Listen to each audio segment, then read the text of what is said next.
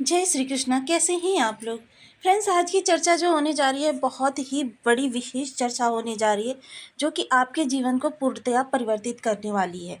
यह चर्चा इसलिए भी विशेष है क्योंकि आपके राशिपति की भी होगी और साथ ही साथ दो नकारात्मक ग्रहों की, जो कि अब आपके लिए 18 माह शुभता भरा समय लेकर आने वाले हैं।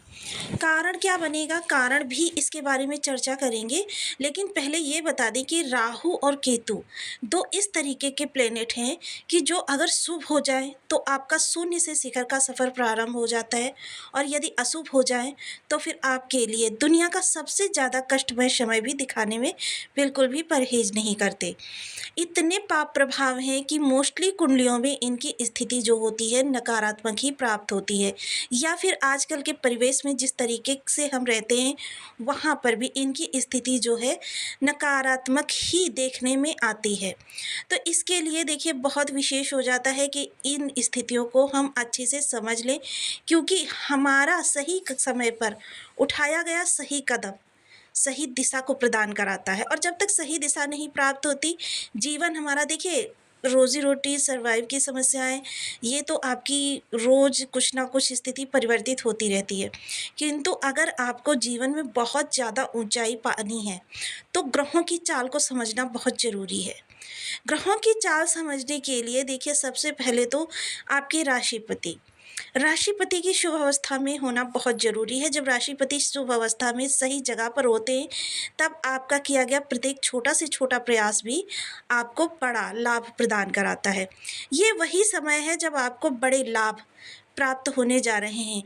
तो एक तो आपके राशिपति बहुत ही तीव्र चाल चलने जा रहे हैं। बहुत तीव्र चाल से मेरा मतलब है कि ये अतिचारी चाल चलने जा रहे हैं। अतिचारी चाल ये चलेंगे 2033 तक। यह समय काल जो होगा वो आपके लिए बहुत विशेष होगा, क्योंकि एक तो राशिपति हैं, दूसरे सबसे शुभ प्लेनेट हैं। धर्म के लिए, अध्यात्म के लिए, ज्ञान के लिए, धन के लिए, विवाह के लिए, विवाह सुख के लिए, करियर के लिए, करियर में उन्नति के लिए, वृद्धावस्था में सम्मान के लिए, पद प्रतिष्ठा के लिए, हर चीज़ के लिए गुरु का कारकत्व और शुभ होना नितांत आवश्यक है। तो यदि आपके लग्न में 12 नंबर बना हुआ है तो ये राशिफल आपके लिए है। यदि कुंडली में कहीं भी चंद्रमा के साथ 12 नंबर बना हुआ है तो ये राशिफल आपके लिए। कुंडली ना होने की स्थिति में आप इसे नाम राशि से भी देख सकते हैं। यदि अभी तक आपने अपने इस चैनल को सब्सक्राइब नहीं किया है तो प्लीज़ सब्सक्राइब कर लीजिए, वीडियो को लाइक कर दीजिए, चैनल को शेयर कर दीजिए। इससे होगा क्या कि हमारे आने वाले हर वीडियो की नोटिफिकेशन मिल सकेगी आपको सबसे पहले। एक प्यारा सा कमेंट करना बिल्कुल ना भूलें। कमेंट से हमें बहुत मोटिवेशन मिलता है, हौसला मिलता है, और ये पता चलता है कि आप और क्या जानना चाहते हैं। देवगुरु इस समय आपके चतुर्थ भाव से गोचर करेंगे। देवगुरु का राशि परिवर्तन हो जाएगा 14 मई 2025 को, और ये आपके तृतीय भाव से, तृतीय भाव में देवगुरु ना तो कारक होते हैं, ना दिग्बली होते हैं, और ना ही अति विशिष्टकारी होते हैं। ये तीन अवस्थाएं जब किसी ग्रह की होती हैं तब आपके लिए बहुत ही सुंदर योग का निर्माण होता है। यानी कि ग्रह आपके लिए अपना सर्वश्रेष्ठ देने का प्रयास करता है। गुरु यहाँ पर चतुर्थ भाव में होंगे। चतुर्थ भाव के कारक जो होते हैं वो चंद्रमा होते हैं। काल पुरुष की कुंडली में आप देखते हैं चतुर्थ राशि जो होती है वो कर्क राशि होती है, और चंद्रमा और गुरु का साथ यानी कि गज केसरी। यहाँ पर आपको पूरा वर्ष आंशिक रूप से गज केसरी राजयोग का लाभ प्राप्त होगा। अतिरिक्त इसके देखिए राहु से पंचम, यानी राहु की पंचम दृष्टि से दृष्ट होंगे गुरु, और गुरु की नवम दृष्टि से दृष्ट होंगे राहु। तो यानी कि ज्योतिष का एक सूत्र है, राहु का किसी भी प्रकार से गुरु से संबंध हो जाए, राहु गुरु के नक्षत्र में आ जाएं, गुरु राहु के नक्षत्र में आ जाएं, या किसी प्रकार से ये दोनों एक दूसरे से दृष्ट हो जाए, इस समय पर ये नवम पंचम राजयोग भी निर्मित होगा, जो कि पूरा वर्ष आपको प्रभावित करेगा। हालांकि देखिए वर्ष के उपरांत षडाष्टक योग भी इन्हीं ग्रहों का बनेगा। तो देखिए यह एक वर्ष तो आपके लिए नितांत शुभकारी अवस्थाओं का निर्माण होता रहेगा। वहीं देखिए गुरु जो हैं मृगशिरा नक्षत्र से भी गोचर कर रहे हैं, जिससे कि आपके सुख भाव में मंगल का भी प्रभाव देखा जाएगा। मंगल देखिए कर्क राशि में नीच के हो जाते हैं। तो यहाँ पर आपके बल पराक्रम को एक सही दिशा, क्योंकि गुरु का साथ है और वैसे मंगल जो है कर्क राशि में अच्छे प्रभाव नहीं देते हैं, किंतु गुरु से इनका किसी प्रकार से संबंध हो जाए तो आपके लिए स्थितियों में ऊंचाई लेकर आते हैं। आपके लिए स्थितियां बहुत ही उन्नत कर देते हैं, बहुत ही विशेष कर देते हैं आपके लिए स्थितियां। तो ये होगा आपका गुरु का प्रभाव। गुरु की यहाँ से दृष्टियां जो जाएंगी, दृष्टियों के बारे में अगर चर्चा करें तो गुरु देखिए सबसे पहले सुख भाव में बैठकर, क्योंकि मंगल का भी साथ मिलेगा, राहु की वृद्धि प्राप्त होगी क्योंकि राहु निगेटिव प्लेनेट है, और गुरु से जब इनकी शुभता निर्मित होगी तो क्या होगा कि गुरु की शुभता जब प्राप्त होगी तो राहु भी शुभ फलकारी यहाँ पर प्रभाव देते हुए दिखे जाएंगे। ये आपके धन के व्यय का घर है। देखिए धन के आने के दो रास्ते होते हैं, एक आने का एक जाने का। आने का अगर प्रबल है तो आपके पास क्या है, धन संचयन के योग बनते रहेंगे। आपने षटबल देखा होगा, जब भी आप किसी ऐप से कुंडली बनाते हैं तो वहाँ पर षटबल का एक ऑप्शन आता है, और उस ऑप्शन में आप षटबल वाले ऑप्शन पर जाएंगे जब, तो आप देखेंगे वहाँ पर आपके सभी भावों से संबंधित बल दिखाया जाता है। कौन सा पहले नंबर पर सबसे ज़्यादा शक्तिशाली भाव है, कौन सा दूसरे नंबर का शक्तिशाली भाव है।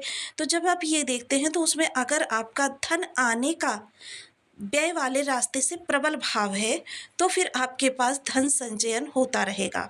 बेशक थोड़ी मात्रा में ही हो, लेकिन धन संचयन होता रहेगा। किंतु अगर व्यय का भाव आपका ज़्यादा बली है तो फिर क्या होगा कि जितना धन आप कमाएंगे उससे ज़्यादा धन की आपके पास ज़रूरत बनी रहेगी।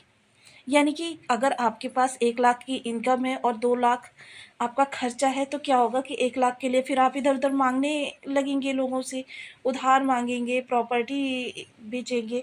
तो मतलब ये सारी चीज़ें आपका दूसरा भाव भी निर्धारित करता है। ये जो दूसरा भाव जिसे कि हम द्वादश भाव की संज्ञा देते हैं। तो खर्चों को नियंत्रण में होना बहुत आवश्यक है। जब खर्चे नियंत्रण में नहीं होते तो आने का धन का कोई प्रभाव नहीं बच जाता। अब सुख भाव में जब बैठेंगे तो ये यहाँ पर भूमि भवन वाहन का योग भी बनाएंगे, क्योंकि शनि यहाँ से बैठकर गुरु के साथ केंद्र संबंध भी बनाएंगे। शनि आपकी लग्नगत बैठे होंगे, शनि केंद्र संबंध भी बनाएंगे, तो हर उस ग्रह का आपके सुख भाव से संबंध होगा जो ग्रह आपके भूमि भवन वाहन के कारकत्व रखता है। और जब यह संबंध बनेगा तो इन चीज़ों के लिए आप प्रयासरत होते हुए दिखाई देंगे और जी तोड़ मेहनत करते हुए भी दिखाई देंगे। इस दौरान बेहद कर्मठ और दिग्भ्रमित इसलिए मैंने कहा क्योंकि राहु का प्रभाव होगा आपके सुख भाव पर, जिससे सुखों में विशेष वृद्धि तो होगी, लेकिन आपके अनावश्यक धन व्यय के मार्ग भी प्रशस्त होते रहेंगे, जिनसे कि आपको सचेत रहना है। हालांकि गुरु आपकी बहुत रक्षा करेंगे, लेकिन क्या है कि राहु बहुत ही मायावी ग्रह हैं, षड्यंत्रकारी हैं और प्रबल कूटनीतिज्ञ हैं। ये साम दाम दंड भेद हर तरीके से रास्ता बना देते हैं जो कार्य ये करना चाहते हैं, और व्यय भाव में बैठे आपके अनावश्यक खर्चों को, धोखाधड़ी को आपके साथ लगा कर रखेंगे। हालांकि गुरु बहुत आपको संभालेंगे, लेकिन राहु कितने भी शुभ हो जाए, राहु को ये नहीं समझा जा सकता कि राहु आपके लिए कहाँ से किस तरीके की स्थितियां निकाल कर लाएंगे। अब जब पंचम दृष्टि गुरु की यहाँ पर जाएगी तो सबसे पहले तो ये उन लोगों के लिए बहुत अच्छा समय होगा जो किसी भी तरीके से गुप्त साधना करते हैं। गुप्त साधना, समाधि में जाना या ये चीज़ें इस दौरान योग क्रिया करना या किसी सिद्धि को प्राप्त करना बहुत ही उत्तम अवस्था में आपका ये भाव होगा। साथ ही साथ जो लोग रिसर्च फील्ड से जुड़े हुए हैं, गुप्तचर विभाग से जुड़े हुए हैं, इंटेलिजेंस डिपार्टमेंट से जुड़े हुए हैं, तो ज्योतिष तंत्र मंत्र सीखना चाहते हैं या इनमें कैरियर बनाना चाहते हैं, मेडिकल लाइन, इन सब चीज़ों से जुड़ी हुई ये सारी चीज़ें आपके लिए बहुत ही शुभकारी होने वाली हैं। ससुराल पक्ष से बहुत अच्छे होंगे और अचानक धन लाभ भी आपको प्राप्त हो सकता है। सप्तम दृष्टि जब आपके दसम भाव पर जाएगी तो सदाचार कर्म से आपके जुड़ जाएगा। सदाचार नैतिकता जब कर्म से जुड़ जाएगी तो आपके पास जितना भी धन आएगा नैतिकता पूर्ण आएगा। इस दौरान देखिएगा आपके अंदर से ही एक आवाज़ आएगी कि आप इस दौरान अगर टैक्स चोरी वगैरह करते हैं ना तो वो भी नहीं करेंगे, आप पूरा का पूरा पे करेंगे। कर्म क्षेत्र में किसी प्रकार के बदलाव करना चाहते हैं या कर्म क्षेत्र से संतुष्टि नहीं है, तो अब आपके लिए बहुत ही उत्तम स्थितियाँ निर्मित होगी, जो कि आपके कर्म क्षेत्र से संबंधित आपको अच्छे रिजल्ट प्रदान करेगी। नवम दृष्टि राहु पर जाएगी तो देखिए, सबसे पहले तो राहु के जो है ये अनावश्यक खर्चे राहु लगाते हैं, कोर्ट कचहरी लगाते हैं, या फिर आपके जीवन में हॉस्पिटैलिटी, ये सब चीज़ें आपको बहुत ज़्यादा बढ़ा चढ़ाकर परेशान रखने का कार्य करते हैं। आपकी रातों की नींद खराब करते हैं और आपके स्वप्न जो होते हैं इतने भयानक होते हैं कि आप रातों को उठ उठ कर बैठ जाते हैं। आपके सामने वो चीज़ें चलने लग जाती हैं जो चीज़ें कि मतलब आपको बिल्कुल मतलब कम से कम महीनों व्यतीत करके रखती हैं। तो इन सब चीज़ों से गुरु यहाँ पर निजात दिलाते हुए देखे जाएंगे। अब गुरु की चाल भी बढ़ने जा रही है, तो देखिए इस दौरान मेरा तो यही मानना है कि जब आप उपाय करते रहते हैं तो क्या होता है, ग्रह की आपको सात्विकता प्राप्त होती रहती है और ग्रह में बल आ जाता है। तो इसके लिए ओम ब्रह्म बृहस्पति नमः गुरुदेव के बीज मंत्र का आप नियमित 1 माला, 2 माला, 5 माला, 7 माला, 11 माला का जप अपनी सुविधानुसार करने का संकल्प लें। धार्मिक पुस्तकों का स्वाध्याय करते रहें। पीपल वृक्ष पर या फिर केले के वृक्ष पर हल्दी मिश्रित जल से सिंचन करें। नित्य प्रति करना है आपको। बड़े बुजुर्गों का सदैव सम्मान करें। केसर का तिलक मस्तक कंठ जिह्वा पर करें। पीले कपड़े में 1.25 किलो चने की दाल और 5 गांठें हल्दी की डालकर धर्म स्थान पर दान करना प्रारंभ करें। यह आपको 43 थर्सडे करना है। आपके गुरु बेहद बलवान हो जाएंगे और आपके लिए शुभ स्थितियों का निर्माण करेंगे। इसके अतिरिक्त देखिए, आप सदैव हल्के रंग के वस्त्रों को धारण करें।